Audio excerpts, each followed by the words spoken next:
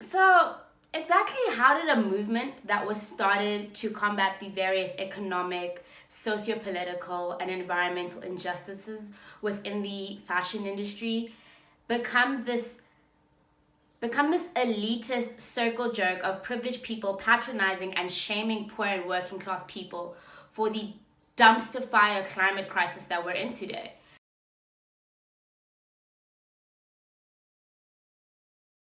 Like, sustainable fashion is supposed to be this super inclusive revolution with the aims of fixing the crisis we're in today, and it's basically turned into a lot of rich people, particularly rich white girls, coming on the internet to tell poor people and like middle class people that they are morally bankrupt for buying fast fashion. And there's also this constant accountability and blame shift onto consumers, all while the greedy corporations, who are the exact reason why we're in the situation we're in today, only end up profiting. How does that happen, and like why is that happening? So I want to address the what I see as the failings and the missteps and just everything really distressing that's going on in the sustainability movement. Let's discuss what is sustainable fashion and why people should care about it. So there isn't a singular definition or a one single widely accepted definition of what sustainable fashion is. But in the most broad terms, sustainable fashion basically concerns itself with making sure the fashion industry works in such a way that helps us to avoid depleting our natural resources in order to maintain the ecological health, balance, and well-being of our planet. You're also probably going to come across the term ethical fashion, which in my research I find refers more to the people side of the fashion industry. So ethical fashion is usually concerned with making sure the fashion industry doesn't use child or slave labor, ending unfair labor practices, making sure that working conditions are safe and productive, and also ending animal cruelty and animal testing. I find the distinction between sustainable and ethical fashion like very unnecessary, because it implies there's a difference between the environment and people, and to me, people equals planet. Like, you cannot talk about the environment and you cannot say you are an environmentalist if your environmentalism does not include people. People are part of the planet. People are in the environment. So there is no way to be eco-conscious without also advocating for human rights. So this means that when we talk about diversity and inclusion, representation, race, body positivity, equity, that is as much sustainable fashion as agriculture, manufacturing, labor practices, technology, logistics, that kind of thing. Like, all of these things are all things that sustainable fashion deals with. Why you should care about all of this is that the fashion industry as a whole arguably has the greatest impact on our planet, because it affects literally every single person on the planet. It's like in The Devil Wears Prada, when Meryl Streep delivers that cerulean blue speech, which essentially says that whether or not you care about fashion or trends, whether or not you actively concern yourself with magazines or models or glamour, and even if you work in the most like unsexy industry, your life is directly and indirectly informed and impacted by the fashion industry. For the basic fact that clothing is a basic necessity, everyone wears clothes, okay? And whether you wear clothes out of just for pure function or whether you wear them for like decorative purposes, there's no denying that literally every single person in the world is affected by clothes, and thus the fashion industry. And right now, at the moment, it's estimated that the fashion industry makes up 8 to 10% of the carbon emissions in the world. So it's apparent that if you're also concerned in any way about climate change, then you should be concerned about the fashion industry. So why would I say that like sustainable fashion is problematic? Like, surely when we're making efforts to improving people and planet, like, that's good, right? Like, that is the assumption, but that's not what's happening. The biggest problem we face in the fashion industry, especially when we're talking about climate change and when we're talking about human rights, is fast fashion, which is a business model that quickly and frequently produces clothes in the most unethical and unsustainable way in order to give us cheap, disposable clothing to satiate our society's needs to be stylish, important, and desirable. I'm not going to get into all of these statistics and figures about the environmental impact about fast fashion, because you've probably already heard a lot of them, and there is a plethora of resources on it. Also, sustainable fashion has a misinformation problem that I don't want to continue to perpetuate. And I will explain what I mean about the misinformation problem in a bit. My first point right now is that a lot of our sustainable fashion discourse is about educating people about the dangers and the impact of fast fashion and encouraging people to divest and boycott fast fashion. And instead, relearn to appreciate and understand the value in clothing and what it takes to make clothing, and instead opt for more environmentally friendly options like secondhand clothing, or investing in more expensive and environmentally friendly fashion brands. The environmentally friendly fashion brands, that's so mouthful, are generally more expensive because they do spend more money on opting for more sustainable biodegradable fabrics. We assume they have better or fairer labor practices and that they're paying people on time, and that they have modeled their entire business model around circular design to ensure that there is less waste and less negative impact on the environment. And now I'm 100% behind the idea that we need to end fast fashion. I think it is one of the greatest evils in the world, particularly brands like Fashion Nova, H&M, and Zara, who, by the way, besides just being really bad for the environment, are constantly stealing the designs, works, and ideas of independent designers and people of color, constantly culturally appropriating and using exploitative and slave labor. They also engage in awful practices like burning their unsold inventory, overproducing inventory, polluting the water, soil, and air of the environments in which their factories are situated in, right? But as bad as fast fashion is, telling people to just opt out of fast fashion and instead purchase ethical fashion is not only elitist, but it's encouraging more consumption. So it's incredibly counterproductive and unhelpful. Especially because this very helpful advice is often delivered in the most patronizing and condescending way, which often forgets that for the majority of most poor and working class people, who by the way outnumber the amount of middle class to wealthy people, for those people, fast fashion is the only accessible option they have for clothing, which, by the way, as I've stated, is a necessity.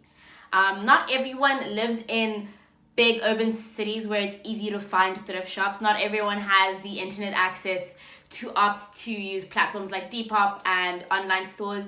Not everyone can reasonably afford to spend upwards of 2,000 Rand on a jacket, even if that jacket will last forever, and then still be able to feed themselves and their families for the rest of the month. Even for young people like myself, like students, when you are paying a lot of your own bills and you do not come from generational wealth or a wealthy family, like, you're often faced with making decisions like, do I be ethical and invest in an expensive item of clothing, or do I opt for the fast fashion option and then still be able to eat properly for the rest of the month? And this is also indicative of a problem in the greater sustainability and environmental community, where you have a lot of mostly rich white people insist that you're somehow morally abhorrent and the scum of the earth because you haven't already switched to metal straws, you haven't installed solar panels in your house, and you haven't only purchased t-shirts made from hemp in the past year. Like, I think this rhetoric and that the face of these sustainable movements are often privileged or rich white people is also what causes a really big disconnect and a lack of engagement with people, especially South Africans, when it comes to sustainable fashion. Like, you're not going to get anywhere by shaming people, especially poor and working class people, into aligning with whatever moral superiority you have achieved, specifically because of the privilege and access you have. Like, you as a rich person get to be morally superior and you get to be an ethical consumer because you have the funds and the resources to do so. And it's incredibly harmful and violent to speak down to other people who don't have the same access, who don't have the same funds, and don't have the same education that you have. And also, this discourse also forgets the fact that actually the majority of poor and working class people, unlike rich people, already actually practice conservationism and zero waste living and sustainability in many aspects in their lives without making a big fuss about it. Like, we see this particularly when it comes to people of color and like indigenous communities who already have long-standing and like historical practices of recycling and upcycling in their daily lives, particularly because they are so marginalized and oppressed and have access to so little. They understand the value of every single item that they put their money in and every single item they receive, and they don't feel the need to get on the internet and talk down on other people. And it's very interesting because if you go into any black person's home right now and you look in their fridge, you're gonna see a lot of ice cream containers or like butter containers that have been repurposed into food storage items. You're gonna see a drawer full of plastic shopping bags that are going to be reused later as bin liners. And it's really sad that the only time we acknowledge how sustainable and like zero waste these activities are is when rich white people get on YouTube and try to introduce us to zero waste living. Like, it's just such an unfair fallacy, and it's also another way that sustainable fashion promotes racism and like elitism and classism. And this is really frustrating to me because in South Africa, the majority of our population lives below the poverty line, and we're constantly excluding and distancing poor and working class people from the sustainable fashion conversation, when also a lot of the harmful effects from fast fashion and all the wrongdoings in the fashion industry will always impact poor and working class people first before it impacts rich people.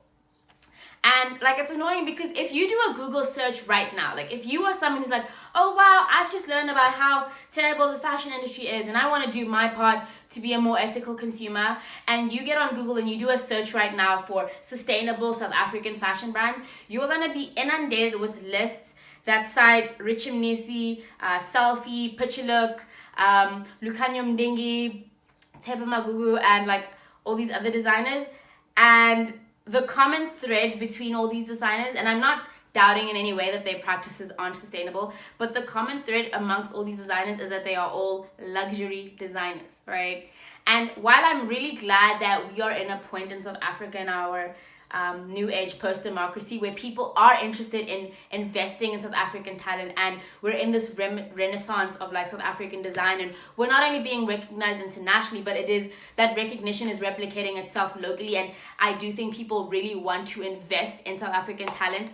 These brands are unfortunately really inaccessible and they're very expensive. Like, it's not realistic to take the average working class, middle class, or poor person and say that if you want to be a good like South African citizen and if you want to be an ethical consumer, you need to go buy an 8,000 Rand jacket. It's not realistic and it's not helpful. And I'm annoyed because when I was even doing my Google searches looking for like, hey, can I get a nice comprehensive list of South African fashion brands who are sustainable and ethical and, you know, have good practices, none of the solutions are realistic for me outside of things like shopping secondhand and thrifting. And even then, if you consider the fact that if you want to do thrifting in Johannesburg, you have to go to places like downtown Johannesburg, which isn't safe for a woman to travel alone. Like, there are so many other implications. And it's unfortunate because, you know what, and I guess maybe this is a hot take, even poor people deserve to be ethical consumers, and even poor people deserve the right and the dignity to purchase clothing and contribute to our economy in a way that doesn't harm the biggest amount of people possible. Like, on top of the fact that the only sustainable fashion brand options we seem to have are these high-end luxury brands, every single article, masterclass, Zoom panel, and webinar about sustainability in the South African fashion industry also only concerns itself with luxury designers. From AFI to SA Fashion Week, it's just incredibly apparent that the only people who get to be ethical are the consumers who can afford to spend 4,000 Rand on a single item of clothing. It's only the consumers who understand the visual language and the reasoning why luxury fashion exists the way it does. And it's upsetting because like AFI and SA Fashion Week are these authoritative voices, and the only brands you ever highlight are the luxury ones. The only sort of programs you have benefit people who can afford certain things. Like SA Fashion Week had an initiative to get South African designers to invest in our mohair industry. And if you didn't know, South Africa produces 50% of the world's mohair, and it's actually a big cash cow for us, but we never see mohair being used by local designers. And what I feel like the SA Fashion Week initiative leaves out is the reason that people aren't buying or using mohair in South Africa is that it's a luxury fabric. It is expensive. It is very labor intensive and like cost intensive to cultivate and manufacture. And while it's great to see local designers like Muso Maxwell and Judith Atelier using this, like at the end of the day, I can't even like engage with the fabrics that are so vital to my country's heritage because I cannot afford it. And then the media, these platforms like AFI and SA Fashion Week, luxury or like sustainable influencers and everyone all sit around and basically conspire to only highlight sustainable options that serve a minority group while also shaming poor and working class people for buying fast fashion, when for poor and working class people, they really have no other choice but to buy into fast fashion. That really doesn't sit right with me, and this also brings me to another problem we have with the way we discuss sustainable fashion in South Africa, and that is absolutism. There's this pervasive idea and rhetoric going around that all fast fashion is all bad and all sustainable fashion is all good, when just like with anything in life, it is impossible for something to be completely and only one thing and completely and only the other thing. Like there is no single right thing and there is no single wrong thing. And I don't want to spend too much time speaking to the many complexities and nuances that make sustainability and environmentalism so difficult for modern people. But I do want to explain that every single choice we make as consumers, like no matter how well-meaning and how well-intentioned and how well-researched, will probably have some sort of unplanned negative consequence for someone somewhere. Like it is just impossible for your actions to stop at you. And like for instance, a very popular sustainable fashion tip is you can be more eco-friendly by only wearing clothes that are made from natural fibers like cotton, because cotton lasts longer and it's biodegradable. But we don't often mention the fact that cotton is also one of the most water-hungry plants we have, and that cotton farming makes use of slave labor. And also, going on that, the amount of water that it takes to make one single cotton t-shirt is enough water to sustain a human being for a year. Even in India, the amount of water it took for them to farm cotton in the year 2013, like in 1 year, was enough water to give 85 million Indian citizens 100 liters a day for a year of clean drinking water in that same year. And then also consider the fact that the majority of people in India do not have access to clean drinking water. Or even when people say things like, hey, opt for vegan leather because then you won't participate in animal cruelty, we also don't speak enough about the fact that vegan leather, which by the way used to be known as pleather, is made from petroleum oil and plastic, and the end product is incredibly hard to recycle and isn't very biodegradable. Or even bring on the fact that when we say things like divest from H&M, like not shopping at H&M does nothing. It does nothing to help the garment workers who are still being exploited by H&M, because at the end of the day, H&M has still produced those garments. They've still made that stuff. Those garment workers still suffered, and all you've done is siphoned money away from them to, I don't know, make yourself feel better or to try and buy into another brand, which is fair and valid. It's definitely valid to boycott these things, but like you have to understand that like even doing that has negative implications. Like, absolutism rears its ugly head because it keeps implying that like there's only one full like straight course to being sustainable, and there isn't. And you know what? You can find small ways to be sustainable like where you can. So that's why I'm also saying that like not all fast fashion is all bad. So yesterday someone had tweeted that H&M is cheaper than the Fix and Cotton On, and a lot of people responded to that tweet like agreeing, and then also saying that the Fix, which we know as like a very like low cost fast fashion retailer, has sort of increased their prices seemingly out of nowhere. And actually, this is because the Foschini Group, which owns the Fix, has been increasing the amount of clothing they manufacture locally instead of relying on imports from countries like China, which, as I've mentioned, make use of exploitative labor and unsustainable practices. And South Africa comparably has more expensive labor compared to the sweatshops you'll find in Bangladesh, India, and China. And as a result, this is what's making domestic manufacturing and clothing made locally a bit more expensive. This is probably going to continue because right now the Foschini Group produces something like 65% of their women's wear domestically, and they're planning to produce even more of their products domestically. This isn't only interesting, it's actually very good and like a step in the right direction towards sustainability, because our local textile industry has suffered a lot. Like, it has suffered quite a lot because of cheap imports and because of fast fashion. And one of the better tips for sustainable living and sustainable fashion is to buy local. Because when you're buying local, you're not only putting money back into your community and you're not only contributing to the creation and maintenance of jobs, but you're also reducing the carbon footprint you would have acquired from shipping something from China. And you're also more likely to be investing in your community's indigenous or cultural practices that are probably more in line with sustainability than whatever's going on in the shit show of American and Western production. Interestingly enough, it's actually fast fashion that's what has made local retailers wise to the fact that they need to invest in local infrastructure. So what has made companies like Zara so successful is how short their lead time is.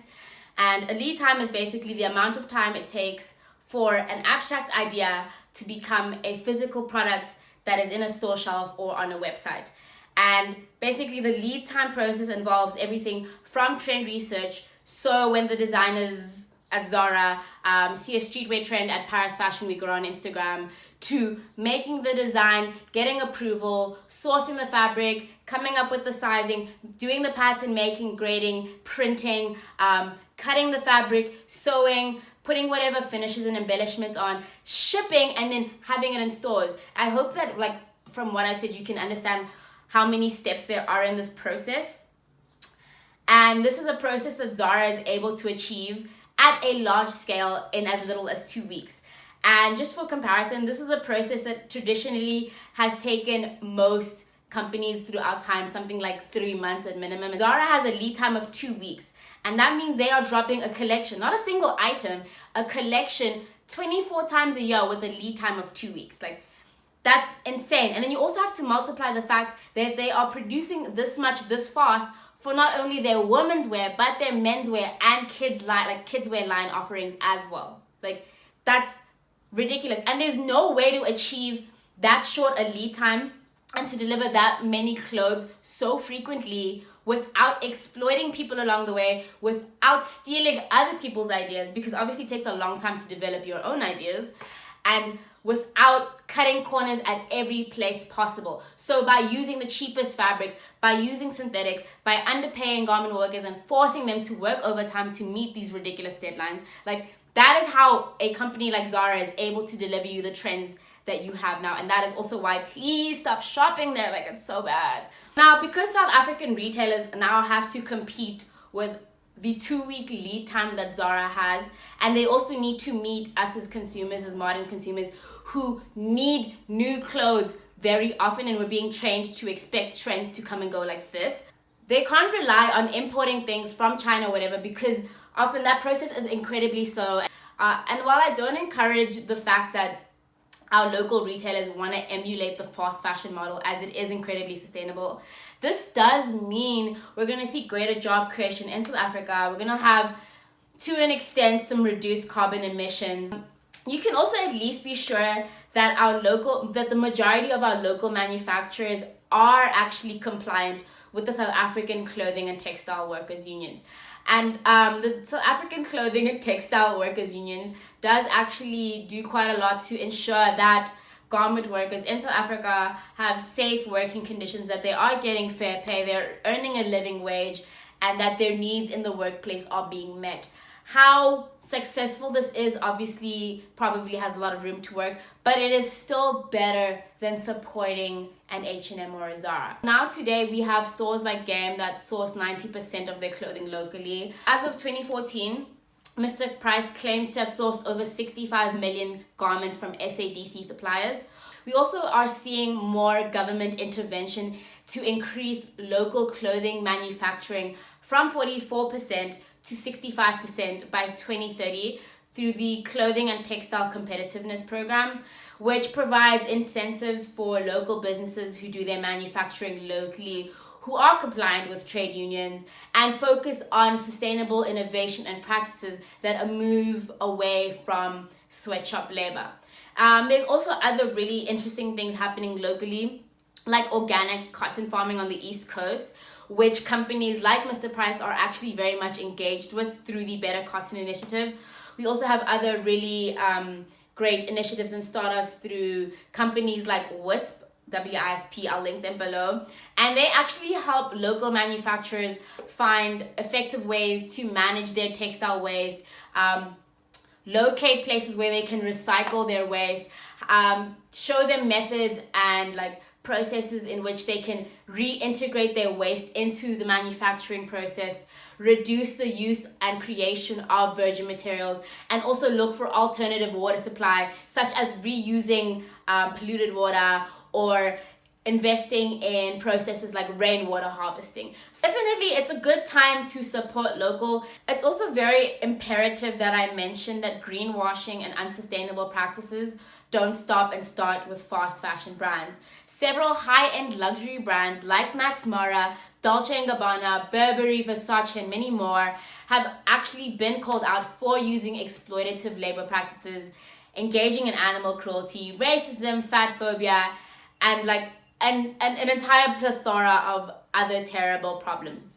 So understand that also that just because something is expensive and it is labeled as luxury or it has a made in Italy tag does not mean it is good either. So again, not all sustainable fashion is all good. Also, if you're wondering how companies like Zara and H&M and Max Mara and Hugo Boss continually get away with being forces of evil, then I want to bring it back to the misinformation problem I mentioned earlier about sustainable fashion.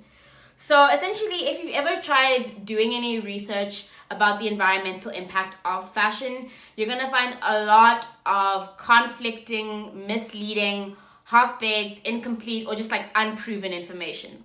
So for instance, the United Nations Fashion Alliance and Fashion Revolution will tell you that fashion is the second highest user of water in the world, but they don't actually have any sort of credible information that they've collected themselves about that statistic. And there's a Vox article I will cite below that goes into this more in detail. But that idea that fashion is the second highest user of water in the world actually comes from a study that was specific to industrial water use in a province in China. So it's actually not indicative of everything that's going on in the world. And to add to that, there isn't any sort of established consensus on whether the fashion industry contributes 8% or 10% of carbon emissions in the world, or even how the fashion industry's carbon emissions are actually being measured, as it's not common practice for fast fashion brands to measure their own carbon emissions. And the way the global supply chain works is that it's very hard to trace actually where fabric is coming from, where someone's production is made or whatever. So it's not easy to keep track of those figures either. And in no way am I bringing this up to bring any sort of legitimacy to climate change denialism, because obviously just from looking outside, it's very evident that climate change is real and that we are in a problem. And there is a lot of science to back up our effect on the planet. I am just saying that there is a lack of accurate, peer-reviewed, properly researched information about the specific impact of the fashion industry on the environment. And because of this, it makes it really difficult for lobbyists and activists to reasonably take corporations and governments to tasks. And that's why companies like Zara can greenwash and say things like they promise to have zero landfill waste by 2025, and we can't even hold them accountable because we don't even know how much landfill waste they have now, and we don't even know how they're going to control that. And other brands can also now sit here and say things like, we're going to reduce carbon emissions by 20%, but we don't even know what their carbon emissions are now. So without any of those facts, they get to say those things, and we can't expect courts and legislature to reasonably enforce laws and standards and industry bodies to keep corporations in check. And that brings me back again to the South African context, because basically this is also why it's really important that as South Africans, our sustainability conversation needs to decentralize the West. For one, it makes no sense to emulate or follow the West example, because the challenges and crises that we are facing and we are impacted by are very specific to us, and we live in a different country than America or Sweden, and we have to do things in different ways that account for the fact that we are faced with gross amounts of inequality, we have water insecurity, we suffer from neo-colonialism. Secondly, it's a lot easier to find information about our carbon footprint and our environmental impact when you're keeping the research specific to South Africa. And also having that kind of specific knowledge, like knowing that in South Africa we're recycling 13% of our textiles, helps us better focus our sustainability initiatives. If we're focusing on local retailers and local fast fashion brands like Mr. Price and the Foschini Group, and we're actually making a greater effort to keep track of their impact, then it's much easier to hold these companies accountable. I'm going to conclude by saying that I hope the biggest takeaway you get from what I've said today, y'all need to get into riot, y'all need to get into being angry and bitter and indignant, and y'all need to step on these corporations' necks, all right? Anyways, if you have made it this far, thank you so much for watching, and I would love to hear from you about any initiatives and programs you know of locally that are contributing to sustainability, maybe even your own tips and practices for zero waste living and being a bit more ethical in your daily life. Also, if you would like to recommend brands and stuff below for maybe people who don't know, or even some good resources people can start with to find more information about these topics, please comment that stuff below. That is really helpful, and I'm always here to engage about anything. So if you want to talk more in depth about it, we can talk in the comments, you can email me, you can DM me, and that kind of thing. And I will list all of my sources and all the information I have collected in order to make this video in the description below. And have a great week, girls.